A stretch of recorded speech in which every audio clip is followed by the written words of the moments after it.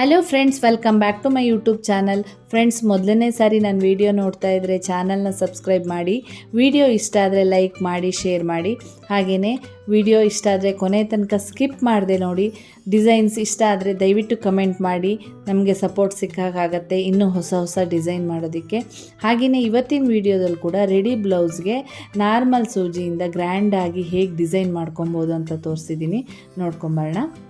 First ನಾನಿಲ್ಲಿ fabric ಗ್ಲೂನ ತೊಗೊಂಡಿದ್ದೀನಿ. ಈ ರೀತಿ ನಾನಿಲ್ಲಿ ತೋರಿಸೋ ರೀತಿ ಎಡ್ಜಿಗೆ ನೀಟಾಗಿ ಗ್ಲೂ ಅಪ್ಲೈ ಮಾಡ್ಕೊಳ್ಳಿ.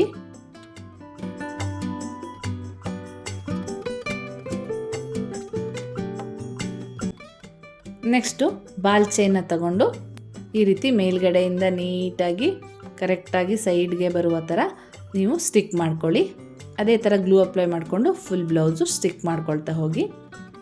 ಇದು ಸ್ಟಿಕ್ ಆದ ನಂತರ ನಾರ್ಮಲ್ ಸೂಜಿ ದಾರ ತಗೊಂಡು, ಹಾಗೆಯೇ ನಾನಿಲ್ಲಿ 4mm ಬೀಡ್ಸ್ ತೊಗೊಂಡಿದ್ದೀನಿ. ನಾರ್ಮಲ್ ಸೂಜಿ ದಾರ ಈ ರೀತಿ ಪೋಣಿಸ್ಕೊಂಡು ನೀಟಾಗಿ ಅದ್ರ ಪಕ್ಕದಲ್ಲಿ ದಪ್ಪ ಥರ ಗ್ಲೂ ಅಪ್ಲೈ ಮಾಡ್ಕೊಳ್ಳಿ. ಇದು ಒಣಗಿದ ನಂತರ ಯಾವ ರೀತಿ ಮಾರ್ಕು ಕಾಣಿಸಲ್ಲ ಗ್ಲೂದು, ಹಾಗಾಗಿ ಸ್ವಲ್ಪ ದಪ್ಪನೇ ಹಾಕ್ಕೊಳ್ಳಿ, ನೀಟಾಗಿ ಅಂಟ್ಕೊಳ್ಳುತ್ತೆ. ಈ ರೀತಿ ನೀಟಾಗಿ ಸ್ಟಿಕ್ ಮಾಡ್ಕೊಳ್ತಾ ಬನ್ನಿ.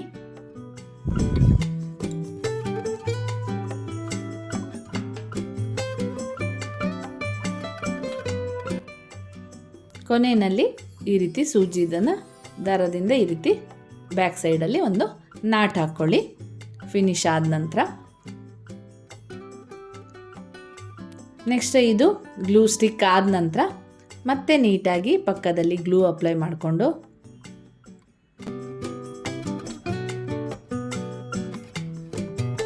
ಈ ರೀತಿ ಮತ್ತೆ ಬಾಲ್ ಚೈನನ್ನು ಸ್ಟಿಕ್ ಮಾಡ್ಕೊಳ್ಳಿ. ಸ್ಟಿಕ್ ಆದ ನಂತರ ಮೇಲೆಯಿಂದ ಶೋಲ್ಡರಿಂದ 1/4 ಇಂಚು ನೋಡಿ, ನಾನು ತೋರಿಸಿದ್ದೀನಿ 1/4 ಇಂಚು. ಹಾಗೆಯೇ ಈ ಬಾಲ್ ಚೈನಿಂದ ಮುಂದೆ 1/4 ಇಂಚು ಮಾರ್ಕ್ ಮಾಡ್ಕೊಳ್ಳಿ. ಅಲ್ಲಿಂದ ಮತ್ತೆ 1.5 ಇಂಚಿಗೆ ಒಂದು ಮಾರ್ಕ್ ಮಾಡಿಕೊಂಡು ಬಾಲ್ ಚೈನ್ ಕಡೆಯಿಂದನೂ 1/4 ಇಂಚ್ ಇದೆಯಾ ನೋಡ್ಕೋಬೇಕು. ಎಲ್ಲ ನೀವು ಮಾರ್ಕ್ ಮಾಡ್ಕೊಂಡಿರೋದು ಬುಟ್ಟಗಳು ಕೂಡ 1/4 ಇಂಚು ಬಾಲ್ ಚೈನ್ ಕಡೆಯಿಂದ ಗ್ಯಾಪ್ ಇರಬೇಕು. ಹಾಗೆಯೇ 1.5 ಇಂಚಿಗೆ ಒಂದೊಂದು ಮಾರ್ಕ್ ಮಾಡ್ಕೋಬೇಕು.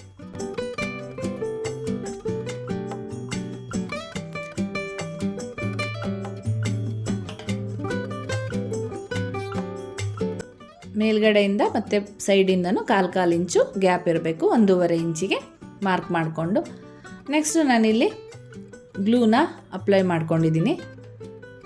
ಗ್ಲೂ ಅಪ್ಲೈ ಮಾಡಿಕೊಂಡು ನೀವು ರೌಂಡ್ ಕಲರ್ದು ದೊಡ್ಡ ಸೈಜ್ದು ಈ ರೀತಿ ಕುಂದನ್ನು ರೆಡ್ ಕಲರ್ ಸ್ಟಿಕ್ ಮಾಡ್ಕೊಂಡಿದ್ದೀನಿ. ನಿಮಗೆ ಕಾಂಬಿನೇಷನ್ ಯಾವ ಕಲರ್ ಬೇಕೋ ಆ ಕುಂದನ್ನು ಯೂಸ್ ಮಾಡ್ಕೋಬೋದು, ಆದರೆ ದೊಡ್ಡ ಸೈಜ್ ಇದೆ ಇದು.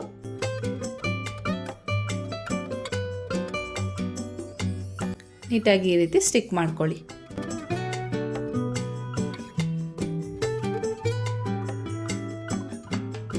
ಈ ರೀತಿ ಸ್ಟಿಕ್ ಆದ ನಂತರ ನಾರ್ಮಲ್ ಸೂಜಿ ದಾರ ತಗೊಂಡು ಮತ್ತೆ ನಾನಿಲ್ಲಿ ಸೇಮ್ ಮೊದಲು ತೊಗೊಂಡಿದ್ನಲ್ಲ 4mm ಬೀಡ್ಸು ಅದನ್ನೇ ತೊಗೊಂಡಿದ್ದೀನಿ. ಹಾಗೆ ಒಂದು ಶುಗರ್ ಬೀಡ್ಸನ್ನು ಈ ರೀತಿ ಪೋಣಿಸ್ಕೊಂಡು ನಾನಿಲ್ಲಿ ತೋರಿಸಿರೋ ರೀತಿಯೇ ಸ್ಟಿಕ್ ಮಾಡ್ಕೊಳ್ತಾ ಬನ್ನಿ.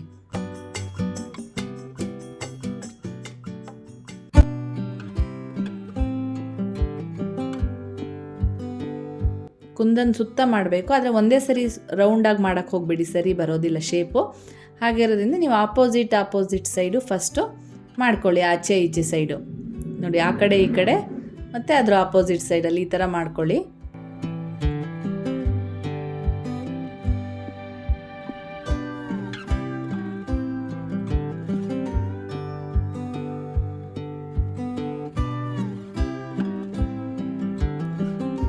ಈ ಥರ ನೀಟಾಗಿ ಆದಮೇಲೆ ಮಧ್ಯದಲ್ಲಿ ಗ್ಯಾಪ್ ಇರುತ್ತಲ್ಲ ಅಲ್ಲಿ ಫಿಲ್ ಮಾಡ್ಕೊತ ಬನ್ನಿ. ಅವಾಗ ತುಂಬಾ ನೀಟಾಗಿ ಬರುತ್ತೆ ನಿಮಗೆ. ಇಲ್ಲಾಂದರೆ ಆ ಕಡೆ ಈ ಕಡೆ ಒಂದೊಂದು ಕಡೆ ವಾರೆ ಆಗಿ ಹೋಗುತ್ತೆ, ಸ್ಟ್ರೈಟಾಗಿ ಬರೋದಿಲ್ಲ. ಅದಕ್ಕೆ ಈ ರೀತಿ ನೀಟಾಗಿ ಮಾಡಿಕೊಂಡ್ರೆ ನೋಡಿ ತುಂಬಾ ನೀಟಾಗಿ ಬರುತ್ತೆ.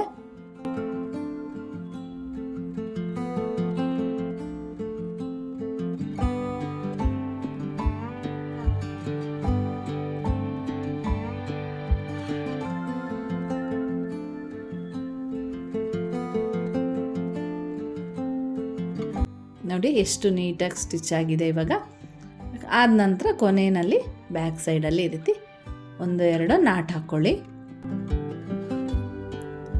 ಅದೇ ಥರ ಎಲ್ಲ ಕುಂದನ್ಸ್ಗೂ ನೀಟಾಗಿ ಮಾಡ್ಕೊಳ್ತಾ ಹೋಗಿ ಸ್ಟಿಚ್ಚು.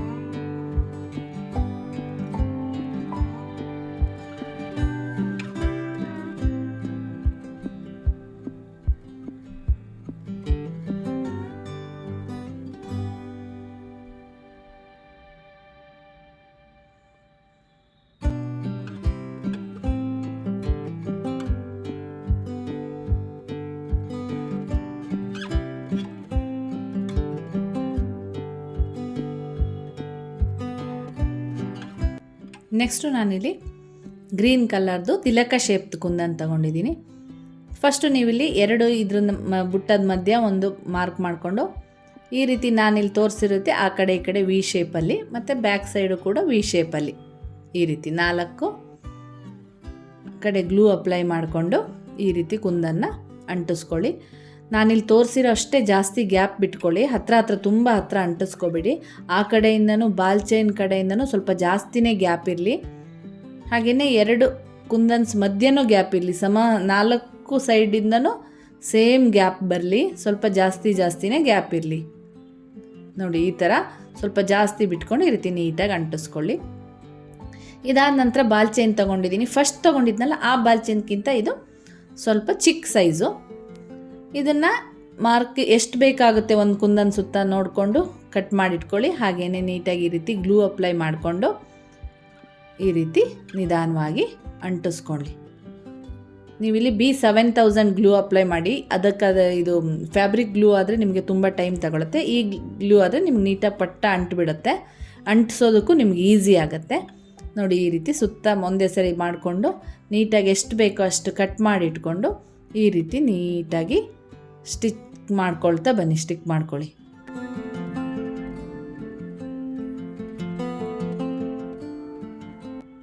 ನೋಡಿ ಸ್ಟಿಕ್ ಆದಮೇಲೆ ಎಷ್ಟು ಚೆನ್ನಾಗಿ ಕಾಣಿಸ್ತಾ ಇದೆ. ನೆಕ್ಸ್ಟು ನಾನಿಲ್ಲಿ ಚಿಕ್ಕದು 3mm ಬೀಡ್ಸ್ ತೊಗೊತಾ ಇದ್ದೀನಿ. ಎಲ್ಲ ಕುಂದನ್ಗೂ ತುದಿನಲ್ಲಿ ಒಂದು 3mm ಬೀಡ್ಸು ಹಾಗೆಯೇ ಒಂದು ಶುಗರ್ ಬೀಡ್ಸನ್ನು ಹಾಕಿ ಈ ರೀತಿ ಸ್ಟಿಕ್ ಮಾಡ್ಕೊಳ್ತಾ ಬನ್ನಿ. ನೋಡಿ ಆಪೋಸಿಟ್ಸ್ ಒಮ್ಮೆ ಮಾಡಿಕೊಂಡು ಮತ್ತು ಉಲ್ಟಾ ಸೈಡಲ್ಲೂ ಒಂದು ಸರಿ ಮಾಡಿಕೊಂಡ್ರೆ ನೀಟಾಗಿ ನಿಮಗೆ ಫಿನಿಶಿಂಗ್ ಬರುತ್ತೆ. ಎಲ್ಲ ಕುಂದನ್ಸ್ಗೂ ಈ ರೀತಿ ಒಂದು 3mm ಬೀಡ್ಸು ಒಂದು ಶುಗರ್ ಬೀಡ್ಸ್ ಹಾಕಿ ನೀಟಾಗಿ ಮಾಡ್ಕೊಳ್ಳಿ. ಸ್ವಲ್ಪ ನೋಡಿ ಇಲ್ಲಿ ನೀವು ಅಂಟಿಸ್ಕೋಬೇಕಾದ್ರೆ ಗ್ಯಾಪ್ ಬಿಟ್ಕೊಳ್ಳಿ ಜಾಸ್ತಿ ಅಂತ ಅದಕ್ಕೆ ಹೇಳಿದ್ವಿ. ಈಗ ಈಸಿ ಆಗುತ್ತೆ. ಗ್ಯಾಪ್ ಬಿಟ್ಕೊಂಡಿಲ್ಲ ಜಾಸ್ತಿ ಅಂದರೆ ಇದನ್ನು ನಿಮ್ಗೆ ಸ್ಟಿಚ್ ಮಾಡ್ಕೊಳಕ್ಕಾಗಲ್ಲ.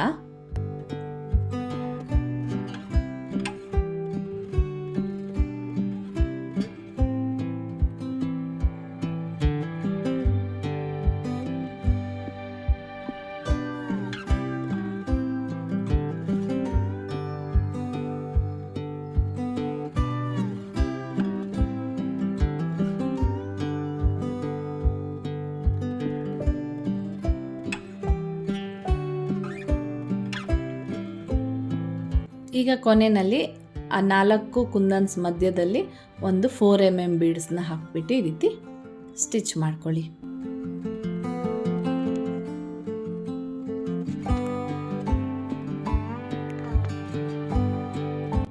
ಬ್ಯಾಕ್ ಸೈಡ್ನಲ್ಲಿ ಈ ಥರ ನೀಟಾಗಿ ನಾಟ್ ಹಾಕ್ಕೊಳ್ಳಿ.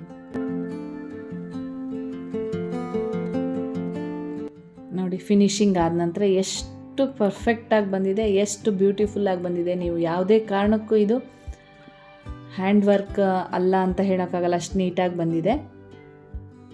ಈ ಡಿಸೈನ್ ಇಷ್ಟ ಆದರೆ ನಿಮಗೆ ಖಂಡಿತ ಒಂದು ಲೈಕ್ ಮಾಡಿ. ಹಾಗೆಯೇ ನಿಮ್ಗೆ ಯಾವ ರೀತಿ ಡಿಸೈನ್ ಬೇಕು, ನಾರ್ಮಲ್ ಸೂಜಿಯಿಂದ ಓನ್ಲಿ ನಿಮಗೆ ಕ್ಲಾತ್ ಮೇಲೆ ಸ್ಟಿಚ್ ಮಾಡೋ ಥರ ಬೇಕಾ ಹಾಗೆ ಅಥವಾ ರೆಡಿ ಬ್ಲೌಸ್ಗೆ ಈ ರೀತಿ ಮಾಡಿ ತೋರಿಸ್ಬೇಕಾ, ನೀವು ದಯವಿಟ್ಟು ನಮಗೆ ಕಮೆಂಟ್ ಮೂಲಕ ತಿಳಿಸಿ. ವಿಡಿಯೋ ಇಷ್ಟ ಆದರೆ ಒಂದು ಲೈಕ್ ಮಾಡಿ, ಶೇರ್ ಮಾಡಿ, ಇದೇ ಥರ ಸಪೋರ್ಟ್ ಮಾಡಿ. Thank you.